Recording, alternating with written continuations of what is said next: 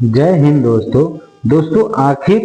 सिंधु नदी का जल समझौता क्या है और सिंधु नदी के पानी को लेकर के पाकिस्तान में इतनी खलबली क्यों मची और सिंधु नदी का पानी बंद हो जाने से पाकिस्तान में आर्थिक धर्म संकट कितना बढ़ने वाला है। आज हम इस वीडियो में विस्तार से सिंधु नदी के पानी को पूरी चर्चा करेंगे और आप सभी से मेरा निवेदन है कि आप सभी इस वीडियो को पूरा जरूर देखिएगा, तभी आपको सिंधु नदी के पानी को लेकर पूरी विवाद समझ में आएगा। दोस्तों नमस्कार प्रणाम, आप सभी देख रहे हैं स्टोरी वाइज और मैं हूं चंदन। दोस्तों सिंधु नदी का पानी को लेकर भारत और पाकिस्तान के बीच में एक समझौता हुआ थी और इस समझौते को विश्व बैंक ने अपने मध्यस्थता कराई थी ताकि दोनों देश का एक साथ विकास हो सके। और दोस्तों इस समझौता पर कराची में 19 सितंबर 1960 को हमारे भारत के प्रधानमंत्री पंडित जवाहरलाल नेहरू और पाकिस्तान के राष्ट्रपति अयूब खान ने बाकायदे हस्ताक्षर भी किए थे। और दोस्तों जो सतलुज नदी है उसका नियंत्रण भारत सरकार को है और जो 3 नदियां जो पश्चिमी में बहती हैं वह इन तीनों नदियां जो हैं सिंधु, चिनाब और झेलम, और इन तीनों नदियों का नियंत्रण पाकिस्तान को दिया गया था। हालांकि अधिक विवाद और प्रावधान जो थे जिनके अनुसार जल का विस्तारण किस प्रकार किया जाएगा तो यह निश्चित होना बहुत जरूरी था, क्योंकि जो पाकिस्तान को नियंत्रण वाली नदियों का जो प्रवाह था वह पहले भारत से होकर आता है और समझौता के अनुसार भारत को उनका उपयोग सिंचाई, परिवहन और बिजली उत्पादन हेतु कार्य करने की अनुमति है। और दोस्तों इस दौरान इन नदियों पर भारत द्वारा परियोजनाओं के निर्माण के लिए एक सटीक नियम निश्चित किया गया था और इसी वजह से यह समझौता पाकिस्तान के लिए एक डर का कारण बना हुआ था। और दोस्तों नदियों का आधार यानी बेसिन भारत में होने के कारण कहीं पाकिस्तान युद्ध की स्थिति में उसे सूखे और अकाल आदि का सामना न करना पड़ा सकता है, यह हमेशा से यही समस्या रही है। और दोस्तों 1960 में हुए सिंधु जल समझौते के बाद से भारत और पाकिस्तान में कश्मीर मुद्दे को लेकर हमेशा से तनाव बना हुआ रहता था और हर प्रकार के असहमति और विवादों का निपटारा करने के लिए समझौता के ढांचे के भीतर ही कानूनी प्रक्रियाओं के मध्य से ही किया गया है। और दोस्तों इस समझौता के प्रावधानों के अनुसार सिंधु नदी के कुल पानी का केवल मात्र 20% का ही उपयोग भारत द्वारा किया जाता है। और जिस तरह यह समझौता हुई थी उस समय तक पाकिस्तान के साथ भारत का कोई भी युद्ध नहीं हुआ था और उस समय तक दोनों देश की परिस्थिति बिल्कुल सामान्य थी। लेकिन 1965 के बाद से ही पाकिस्तान लगातार भारत के साथ हिंसा के विकल्प तलाशने लगा, जिससे 1965 में दोनों देशों में युद्ध भी हुआ और पाकिस्तान को इस लड़ाई में हार का सामना करना पड़ा था। और उसके बाद फिर एक बार 1971 में पाकिस्तान को भारत के साथ युद्ध लड़ना पड़ा था और उस लड़ाई में पाकिस्तान को अपना एक हिस्सा खोना पड़ा था जो इस समय बांग्लादेश के नाम से जाना जाता है। और दोस्तों तब से लेकर आज तक पाकिस्तान आतंकवाद और अपनी सेना दोनों का इस्तेमाल करता रहा है। दोस्तों भारत के विरुद्ध और जिसकी वजह से किसी भी समय यह सिंधु जल समझौता खत्म हो सकता था। और दोस्तों जिस प्रकार से यह नदियां भारत का हिस्सा हैं तो स्वाभाविक रूप से भारत इस समझौते को तोड़ करके पूरे पानी का इस्तेमाल अपने सिंचाई और विद्युत बनाने में, जल संचय करने में आसानी से कर सकता है। और वही हुआ दोस्तों 22 अप्रैल 2025 को पाकिस्तान द्वारा कश्मीर के पहलगांव के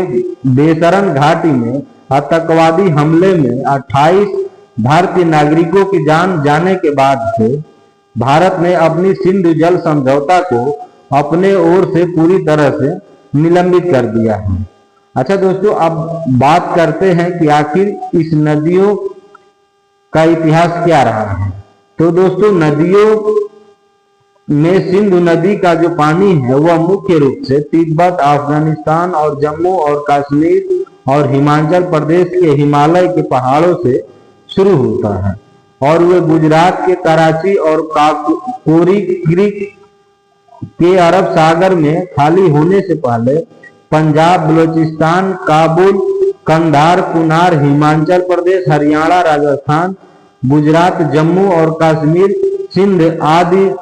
राज्यों से होकर बहती है। और दोस्तों, जहां एक बार नदियों के साथ सिंचित भूमि की केवल एक संकीर्ण पट्टी थी और पिछली सदी के घटनाक्रमों में नहरों और भंडार सुविधाओं का एक बहुत बड़ा नेटवर्क तैयार किया गया था, जो 2009 तक सिर्फ अकेले पाकिस्तान में 47 मिलियन एकड़ यानी 1,90,000 किलोमीटर से अधिक पानी की प्राप्ति करते हैं। और यह किसी एक नदी प्रणाली का सबसे बड़ा पाकिस्तान के लिए सिंचाई का क्षेत्र है। दोस्तों, ब्रिटिश सरकार ने भारत के विभाजन के समय में सिंधु बेसिन के पानी को लेकर एक संघर्ष पैदा कर दिया और 9 राज्य जो नए बने हुए थे वह 9 राज्य इस बात पर अड़े थे कि सिंचाई के अनिवार्य और एकात्म नेटवर्क को साझा करने और प्रतिबंध करने के तरीके पर। और यही नहीं, इसके अलावा विभाजन का भूगोल ऐसा था कि सिंधु बेसिन की स्रोत नदियां भारत में थी और पाकिस्तान ने बेसिन के पाकिस्तानी हिस्से में पानी भरने वाली सहायक नदियों पर भारतीय नियंत्रण की संभावना से अपनी आजीविका को खतरा महसूस किया, जहां भारत निश्चित रूप से बेसिन के लाभदायक विकास के लिए अपनी महत्व को रखता था। और दोस्तों, पाकिस्तान ने अपनी खेती योग्य भूमि के लिए पानी के मुख्य स्रोत पर संघर्ष से तीव्र खतरा महसूस किया। और दोस्तों, विभाजन के पहले वर्षों के दौरान 4 मई 1948 को इंटर डोमिनियन समझौते के द्वारा सिंधु के पानी को अपवित्र किया गया था और इस समझौते से भारत को सरकार के वार्षिक भुगतान के बदले में बेसिन के पाकिस्तानी क्षेत्र में पर्याप्त पानी छोड़ने की आवश्यकता थी, क्योंकि पाकिस्तान इस समझौते का तात्पर्य तात्कालिक आवश्यकताओं को पूरा करना था और इसके बाद एक अधिक अस्थायी समाधान के लिए वार्ता की गई। हालांकि दोस्तों, दोनों पक्ष अपने अपने पदों पर समझौता करने को तैयार नहीं थे और वार्ता धीरे धीरे गतिरोध पर पहुंच गई। और भारतीय दृष्टिकोण से ऐसा कुछ भी नहीं था जो पाकिस्तान भारत को नदियों में पानी के प्रवाह को मोड़ने के लिए किसी भी योजना को रोकने के लिए कर सकता था। दोस्तों, पाकिस्तान उस समय इस मामले को न्यायालय में ले जाना चाहता था, लेकिन भारत ने यह कहते हुए इनकार कर दिया कि संघर्ष के लिए द्विपक्षीय प्रस्ताव की आवश्यकता है। दोस्तों, पाकिस्तान को एक बार जरूर सोचना चाहिए कि यह नया भारत है और नया भी कभी भी कुछ भी कर सकता है। और अभी तो भारत ने पाकिस्तान का सिर्फ पानी ही बंद किया है, आगे पता नहीं क्या क्या बंद करेगा। दोस्तों, अगर आप सभी को हमारी वीडियो अच्छी लगी है तो एक लाइक तो बनता है और दोस्तों, चैनल को जरूर सब्सक्राइब कीजिएगा ताकि जब भी कोई वीडियो डाले तो आपके पास तुरंत पहुंच जाए। बाकी दोस्तों, सिंधु नदी की पानी को लेकर के आप सभी के मन में क्या राय है, आप लोग कमेंट करके जरूर बताइएगा, क्योंकि आप सभी का एक एक कमेंट हमारे लिए बहुत महत्वपूर्ण है।